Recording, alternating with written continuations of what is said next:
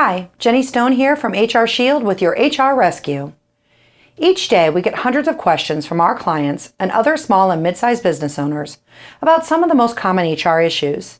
We figured if they have those questions, you might too, so let's provide a lifeline and share our answers to some of the most common scenarios. Payroll mistakes can occur in any type of business, large or small, and the results may be costly and sometimes against the law, such as in the case of IRS violations. Here are some of the most common payroll mistakes to avoid. Misclassification, employee versus independent contractor. Perhaps the most common audit issue today is misclassifying workers. There's incentive to treat workers as independent contractors rather than employees because payroll taxes and employee benefit costs are high. You don't have the freedom to select a label for the worker. Classification depends on whether you have sufficient control over the worker. This essentially means having the right to say when, where, and how the work gets done. Find information about worker classification from the IRS. When in doubt, consult your tax advisor. All our employees are exempt. We pay them salary. Paying someone a weekly salary does not make that employee exempt.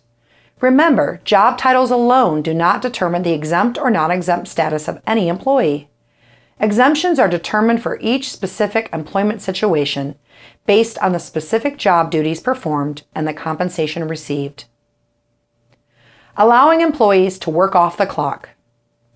The U.S. Department of Labor and the courts do not recognize the concept of voluntary overtime without proper overtime pay. Agreements by employees to give up their rights to minimum wage and overtime pay are void and unenforceable. Employees generally may not volunteer to perform work without the employer having to count the time as hours worked. Examples include rework. When an employee must correct mistakes in his or her own work, the time must be treated as hours worked, even when the employee voluntarily does the rework. Waiting for work. Time, which an employee is required to be at work or allowed to work for his or her employer, is hours worked. Is the employee engaged to wait or waiting to be engaged? Place of work. Hours worked include all the time during which an employee is required or allowed to perform work for an employer, regardless of where the work is done, whether on the employer's site, at home, or at some other location. Work during lunch. Lunch breaks aren't breaks if your employees work during that break. Deducting money from pay without written authorization.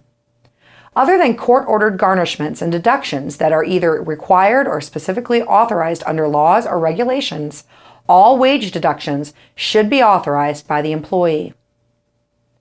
Loaning money, advancing wages, or paying wages without maintaining clear written documentation of the transaction. Banks do not loan or advance money without a signed written agreement for repayment, and neither should you as an employer. If loans or wage advances are to be repaid via wage deductions, obtain written authorization for the deductions, specifying amounts and intervals, and do not forget to provide for deduction of any remaining balance at the time of work separation. Never pay wages in cash without getting a signed written receipt from the employee. Have an HR question you'd like answered? Leave a topic idea in the comments section below. And as always, thank you for watching, and don't forget to hit the subscribe button. And you can always email us for more information at support@hr-shield.com.